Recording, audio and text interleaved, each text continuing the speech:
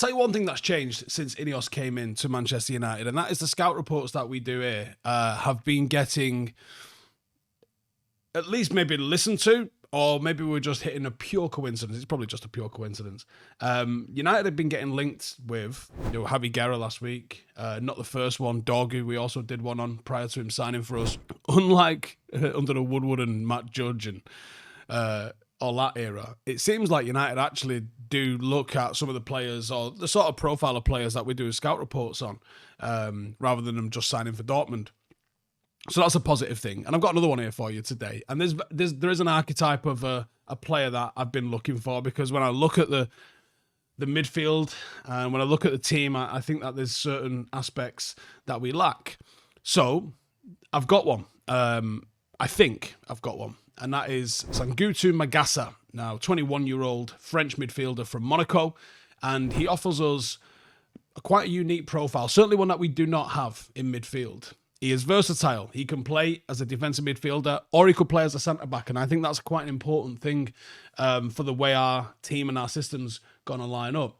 And combined with the allure that you get in France for talented physical midfielders, I think he's an ideal fit. I think the grounding and the training that you get playing Ligue 1 definitely prepares midfielders to play in the Premier League. They often translate seamlessly to how physical the Premier League is. They bring skill, they bring physicality, adaptability, and I think that's what United's midfield is really lacking. Now, key attributes on him. What has he got? Why am I interested? Well, Magassa is about tackling. Very, very strong in this area. He's got big, quick reactions, well-timed tackles. He dispossesses opponents very, very effectively. He sweeps up lovely. He gets involved in high-pressing, high-pressure situations. For example, he really demonstrated that defensive ability by just absolutely smashing Ousmane Dembele, 1v1 duels. He closes him down. He times his tackle perfectly, and he wins the ball. And he did this all season. He's got a real ability to step out. He's got a real ability to intercept. And this sort of more modern trend that I'm still getting my head around a little bit, especially when you have, I think it works more when you have a 3 behind your 2. Your 2 can be a bit more offensive rather than a bit more reactive. Like, I traditionally like my midfield 2 to kind of hold and screen and be in position. But Sim Samarim's came in. I don't know if you guys noticed this as well. I notice it a lot more with Casemiro, but you also notice it with Ugarte. They will press into the opposition third, which is nuts to me for your central midfield to be doing that. But that's what they're doing. And the fact that both of them do it tells me that it's orders, because I've seen both of them play where they've not done that. So the fact that they're both doing it at Manchester United tells me that's the sort of thing that Amorim is looking for his midfielders to do. If you've ever tried to watch your favourite team or your favourite show only to be blocked because you're in the wrong country, yeah, we've all done it. It's not fun. And with United heading to the US this pre-season, that could mean missing matches or content that you'd normally have access to. And that is where Surfshark VPN comes in. It's a sponsor of today's video. It's going to save the day, lads. And with Surfshark, you're going to connect to the internet as if you would anywhere in the world. And you want to stream UK content while you're in the States. You want to catch European coverage of the United's US tour. It's not a problem. It's not just about streaming though, because Surfshark also hides your IP and encrypts your data. And honestly, that's things people really, really need to start taking a lot more seriously than they do.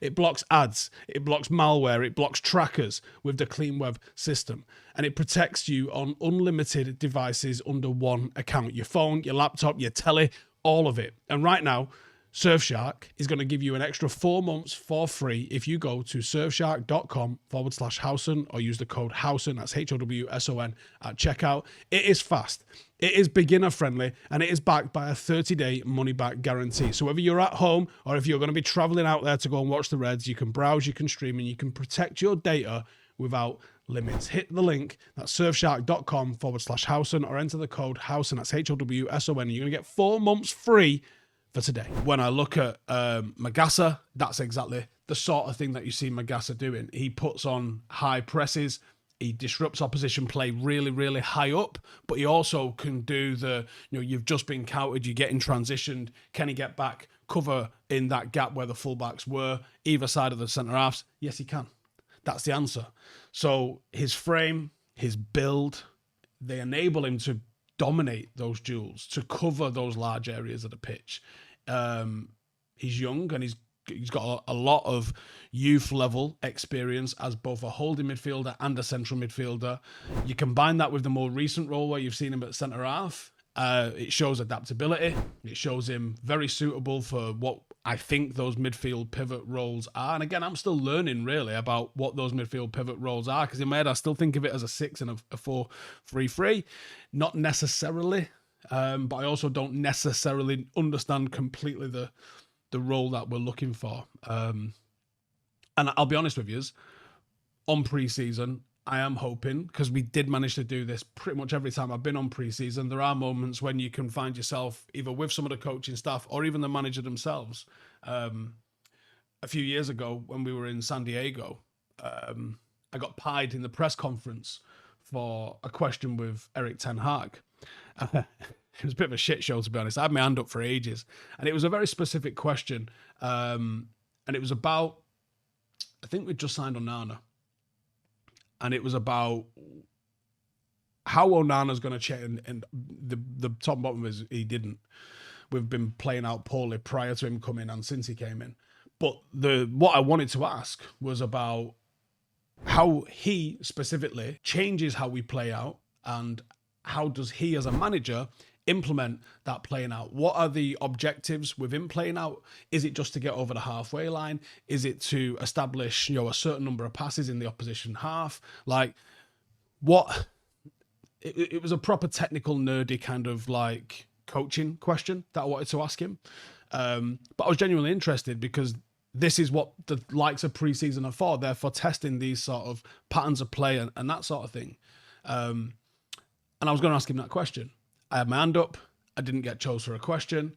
And 3 people asked him if he was enjoying San Diego. Now, the first person asked him if he was enjoying San Diego, and he said, we've been busy. I haven't had a chance to see the city. I probably won't get a chance to see the city, but the weather's lovely.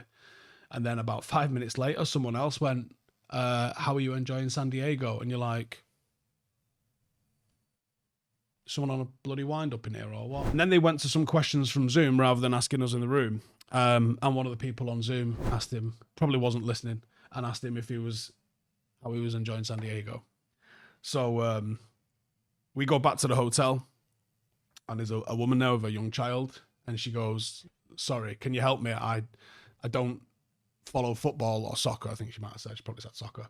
And my boy's a United fan. Who am I? Who do I need to get pictures with? And I said, oh, well, the manager's there. And Ten Hag was 20 metres from us. So she walked over, she got a photo. And then I was with Makola. Me and Makola just sort of stood off to one side and watched him take a photo with this lady and her son. And Ten Hag comes over and he goes, oh, you had a question in the press conference. And I said, yeah, are you enjoying San Diego? And he pissed himself. And and then I said, no, but seriously, yeah, I did. And I asked him whatever my question was. I can't actually remember how I phrased it now. And he spent 15 minutes answering it. And he properly answered the question. And I walked away going, fucking hell, Ledge, that was class. Thank you. Obviously, it never materialised, however. But the point I'm making is, one of the things that you get with being in close proximity to the team on tour and with them having quite a lot of downtime is there are opportunities for this sort of stuff to come up. And I don't know any of Amarim's coaching staff. I do know some of the fitness staff, but it does allow us a little bit of close proximity, and I might have the opportunity to be able to ask a question of someone on the ground. And one of the things I want to know is exactly how a 3-4-3 pivot, what sort of attributes are you looking for that differ to the attributes you're looking for in a number 6? That's where I need to pick up a bit of learning. Anyway, I've deviated a little bit, but hopefully that was an interesting story for you. Back on Magassa. So Magassa is comfortable in possession. He starts a lot of Monaco's build-up from the back as a centre-half.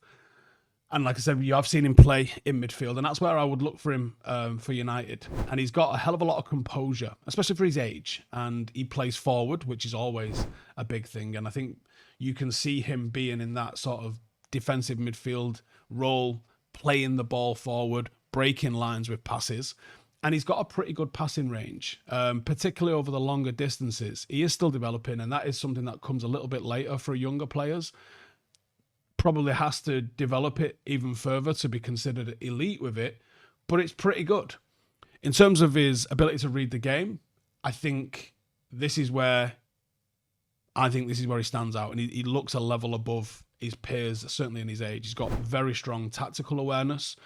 He engages in duels in a really intelligent manner. He doesn't just smash into people. He can, and he's got the frame to be effective when he does that, but he doesn't just do that. He seems to read the game real nice, and I think that's going to be essential, because I think we're going to flood forward next season. I think we're going to be quite offensive, which means that you're probably going to have one midfielder and the back three as your entire defensive screen as a rest defense.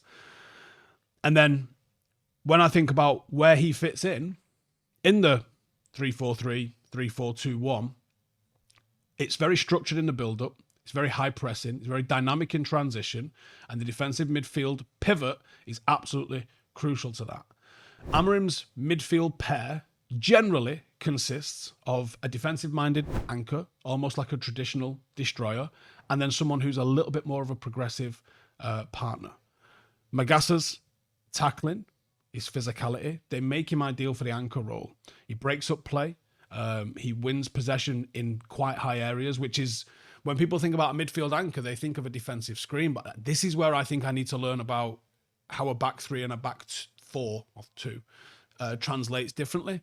Because I think some of that sweeping up that a six would do with two centre-halves behind them, I think they want to leave that to a centre-half, which to me is a little bit crazy. But maybe that's why you see one of the centre-halves, if you notice this from early Amorim, one of the centre-halves does kind of press quite high, like another 5-10 metres, a little bit higher than the other two. But the system requires midfielders to be able to receive passes from defence, get on the turn, and play vertical passes. That's where United struggled in a big way last season. And I think Magassa's composure that we see as a centre-half suggests he can handle the pressure. Obviously, it's a 360 game in midfield. We know he's played there as a youngster, but he would require development to be able to play there for Manchester United's first team. And he would require coaching to deliver the speed of passing, which I think Amorim's system would demand. Now, Amorim also goes with a bit of a stagger in the 3-4-3 when it comes to build-up. Magassa's positioning, I think, helps create angles and lanes.